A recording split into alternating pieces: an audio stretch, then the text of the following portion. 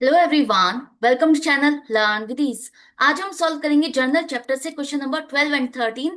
Chapter 9 D K Goyal की book से class 11 accounts.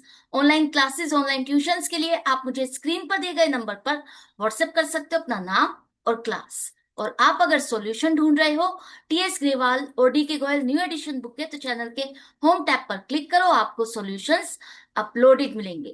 Post section में एमसीक्यूज मिलेंगे क्विज की फॉर्मेट में, और एमसीक्यूज के सॉल्यूशन है शॉर्ट सेक्शन में। तो बहुत कुछ है चैनल पर, विजिट द चैनल। अच्छा लगे तो शेयर और सब्सक्राइब जरूर करना। क्वेश्चन नंबर 12 में आपको ट्रांजेक्शन दी है जिसे आपको जर्नल एंट्री में कन्वर्ट। ट्रांजेक्शन में आपने सेल की है, क्या कैश सेल है? नहीं, क्रेडिट सेल है, क्योंकि शुभम ने अभी आपको पेमेंट नहीं की है।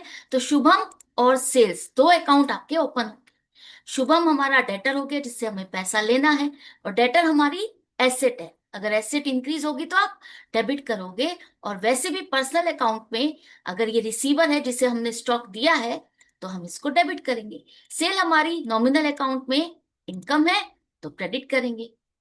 आप कहोगे यहाँ 75,000 के सामान को हमने 70,000 में बेचा, तो डिस्काउंट अलाउड भी तो आना चाहिए। बिल्कुल नहीं।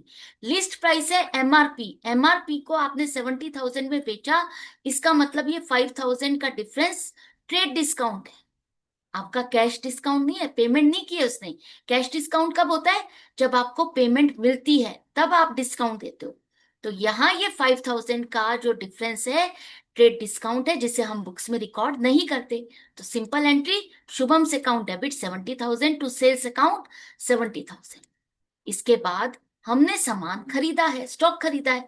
तो स्टॉक हमने 2 लाख रुपीज का खरीदा मयंक से, और मयंक को हमने पेमेंट भी की है 75%, जिस पर हमें डिस्काउंट भी मिला है। तो देखो क्या क्या चीज इन्वॉल्व हुई। एक तो परचेज, दूसरा आपने पेमेंट की है चेक से तो बैंक अकाउंट, और तीसरा आपको डिस्काउंट मिल रहा है।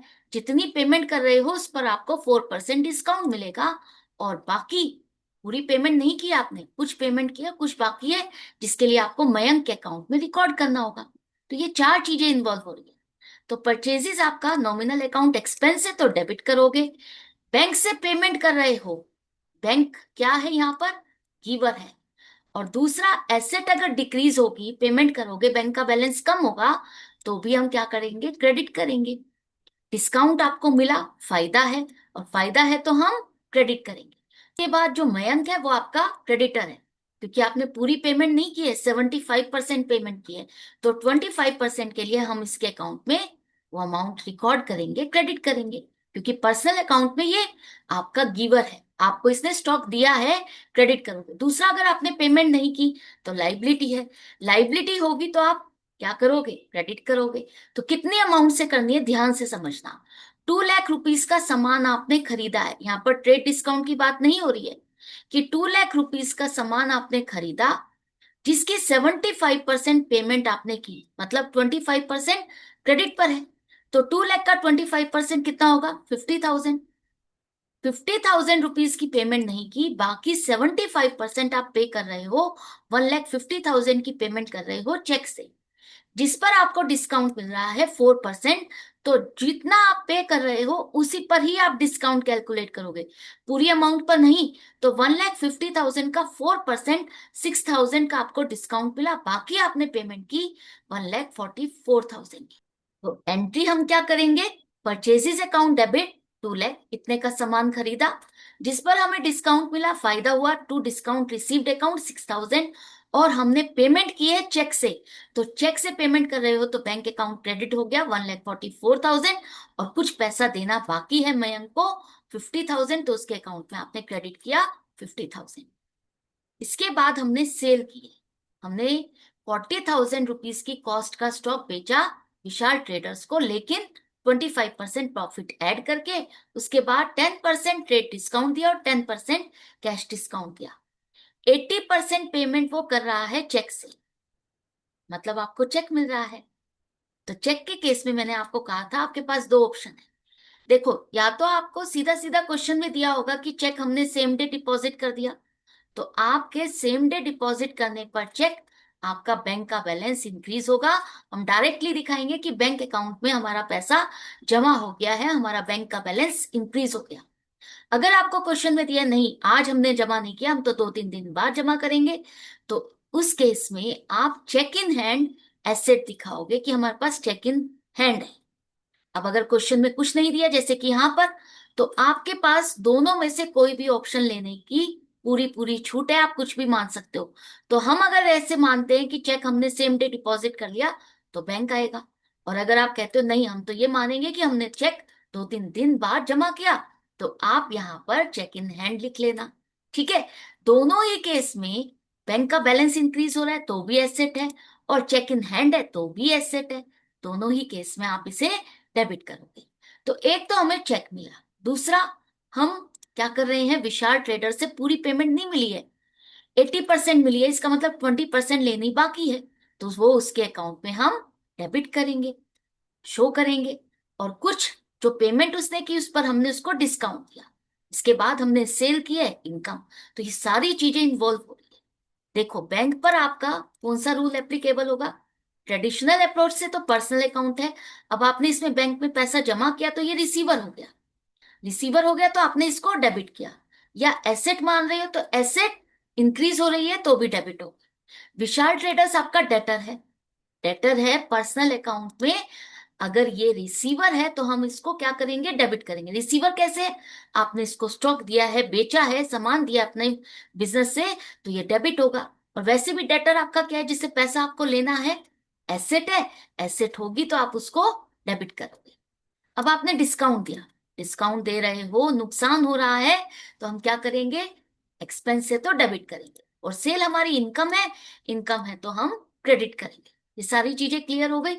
अब अमाउंट कितनी आएगी, 40,000 कॉस्ट है, इस पर आपने पहले प्रॉफिट ऐड किया, 25% ऑफ 40,000 कितना होगा, 10,000। मतलब एमआरपी आपने बना दी इसकी 50,000। अब दिखाने के लिए आपने डिस्काउंट दिया 10%, 5,000। 50,000 का 10% डिस्काउंट दिया 5,000।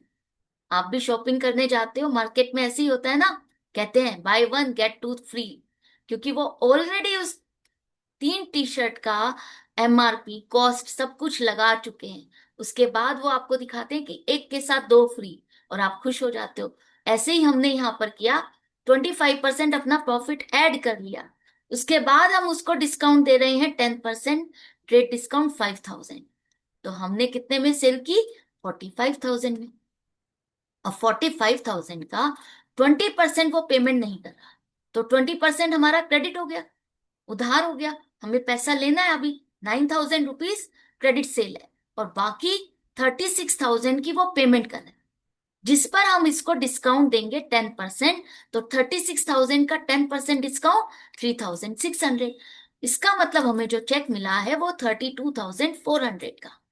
तो एंट्री क्या होगी, देखो, ट्रेड डिस्काउंट आप बुक्स में रिकॉर्ड नहीं करते, याद है ना, तो सीधा सीधा आपकी सेल रिकॉर्ड होगी 45,000 की, जिसमें से आपको पैसा कितना मिला, बैंक अकाउंट डेबिट 32,400। आपने डिस्काउंट दिया, डिस्काउंट अलाउड अकाउंट डेबिट 3,600, और जो पैसा नहीं मिला वो विशाल ट्रेडर्स के अकाउंट में डेबिट करोगे 9,000। टोटल सेल हमारी इनकम है, तो टू सेल्स अकाउंट 45,000। क्लियर है, अच्छे से समझ में आ गया। इसके बाद हमने सेल की है ब्रिज एंड कंपनी को, 50,000 की कॉस्ट का सामान 40% प्रॉफिट ऐड करके 10% ट्रेड डिस्काउंट और 5% कैश डिस्काउंट दे रहे हैं।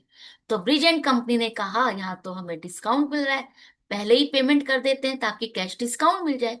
तो क्या क्या इन्वॉल्व हो रहा है, तो पेमेंट हमें मिल रही है चेक से, तो हम तो मान के चलेंगे चेक हमने सेम डे डिपॉजिट कर दिया तो बैंक।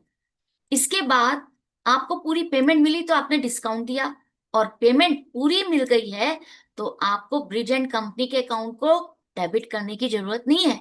अब तो पूरी पूरी एक तरह से कैश सेल है, जिसके लिए आपको चेक मिला है, और सेल है तो सेल हमारी इनकम है।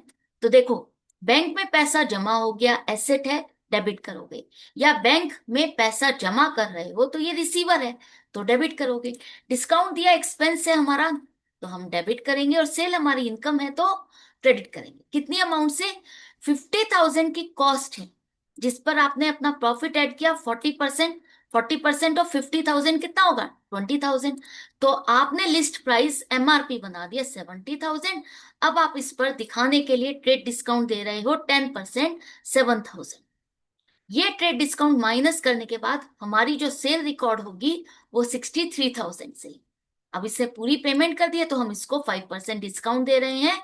कितना? 63,000 का 5%, 3,150। और बाकी का चेक हमें रिसीव हुआ 59,850। तो देखो एंट्री क्या हो जाएगी? Bank account debit 59,850, discount allowed account debit 3,150 to sales account 63,000। Entry clear हो गई, क्वेश्चन कंप्लीट। इसके बाद क्वेश्चन नंबर 13 बहुत सिंपल है, ध्यान से समझना कि पहले ट्रांजैक्शन में हमने कैश ले जाकर के बैंक अकाउंट खोला।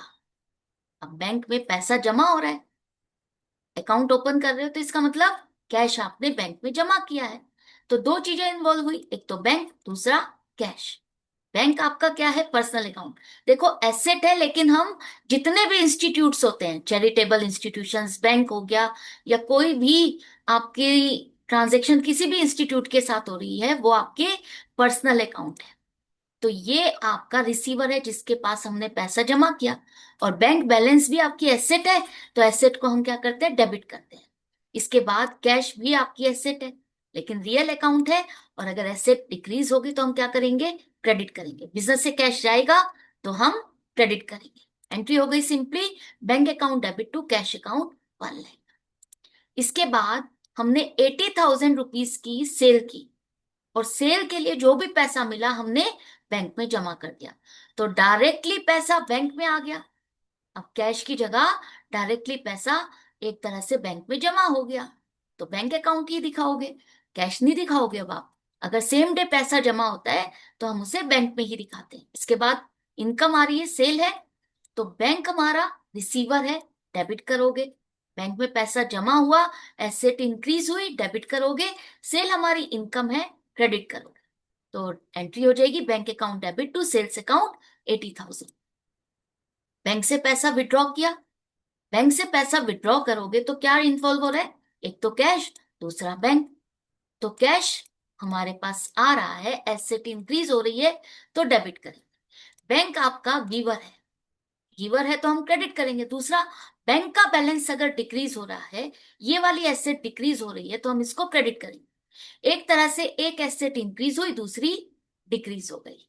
ठीक है, तो एंट्री क्या हो जाएगी? सिंपली आपकी एंट्री होगी cash account debit to bank account 30,000।